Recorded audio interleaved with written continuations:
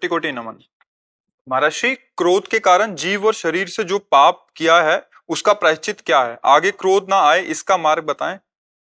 क्रोध की जड़ पे हम पहुंचते हैं तो हमें कामना मिलती है। कामना से क्रोध होता है। अगर कामना ना हो तो क्रोध का प्रादुर्भाव ही ना हो। कामा संजायते क्रोधा। तो जो आपने कहा कि जो अपराध बनते हैं, चूंकि अब बुद्धि ठीक नहीं, क्रोध से युक्त हो गई, तो फिर बुद्धि नाशात प्रणश्यति। उसके द्वारा वही कार्य होंगे जिससे नाश होगा।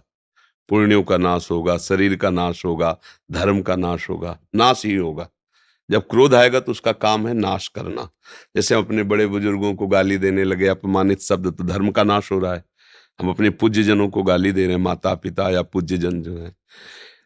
अगर ज्यादा गुस्सा बढ़ गई तो हाथापाई हो जाएगी, और तो फिर हिंसा भी हो सकती है। क्रोध से कभी आज तक किसी का मंगल नहीं हुआ है। और क्रोध की मूल जड़ है कामना। बिना कामना के क्रोध का प्रादुर्भाव नहीं होगा। कामना का मूल जड़ अज्ञान है। अज्ञान, देहाभिमान। देहाभिमान, इसी से कामना प्रकट होती है। अगर स्वरूप का ज्ञान हो जाए तो कामना कभी प्रकट ही नहीं हो सकती, क्योंकि हमारे को कुछ नहीं चाहिए। जितनी चाहत है इस शरीर को लेके हैं, आप देख लो। स्वरूप का ज्ञान है नहीं, इसलिए स्वरूप को कोई चाहत है नहीं। तो स्वरूप को भूल करके, देह को अपना मैं मान करके जो हम कामनाएं करते हैं, कामनाओं की पूर्ति होती तो लोभ बढ़ जाता है, कामनाओं की अपूर्ति होती तो क्रोध हो जाता है। जब क्रोध आता है तो बुद्धि काबू में नहीं रहती, वो अपराध करा देती है।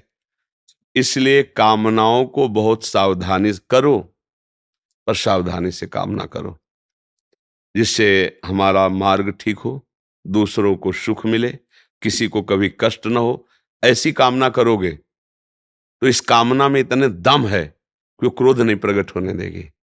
और जब केवल हम अपने सुख की बात लेकर, शरीर सुख की बात फिर कामना करते हैं, तो फिर पाप होने लगते हैं। फिर ये क्रोध आ जाता है उसमें विघ्न पड़ने पर। भगवान का नाम जप करो, आहार को ठीक करो, भोजन को ठीक करो, गंदी क्रियाएं होने ना पावे, इतने में आप संभलना शुरू हो जाएगा। इसको शुरू करो, इतने में संभलना शुरू। बहुत सामर्थ्य है भगवान की शरण में, भगवान के नाम में। वही हमें ऐसी गंभीरता देंगे, ऐसी पवित्रता देंगे, जिससे हम क्रोध को पी जाएंगे। क्रोध करना बलवान का लक्षण नहीं है, निर्बल का लक्षण है। क्रोध को पी जाना है बलवान का लक्षण।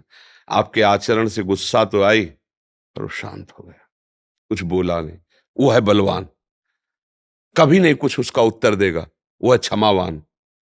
क्रोध से बहुत बड़ा बल होता है क्रोध को सह लेना, और फिर पूर्ण उसे क्षमा कर देना। ये तो फिर बहुत बड़ी बात आ गई। किसी ने तुम्हारा अपमान किया, अपराध किया, प्रतिकूल चला, आपको गुस्सा आई, सह गए, कभी उससे प्रतिकूलता नहीं की, ये तो बहुत बड़ा कार्य हो गया। और ये भक्त के द्वारा ही होता है। बिना भगवान का भजन किए ऐसी सामर्थ्य नहीं आती। तो नाम जप करो, पवित्र आहार करो, क्रियाओं पर दृष्टि रखो, कोई गंदी क्रियाएं ना बने, तो अंतःकरण बलशाली होने लगेगा। और बलशाली ही क्रोध को पी जाता है। अगर जैसे कोई हमें मारे, हमने मार दिया बराबर, तो कोई बलशाली थोड़ी कहा जाता है इस मार्ग में।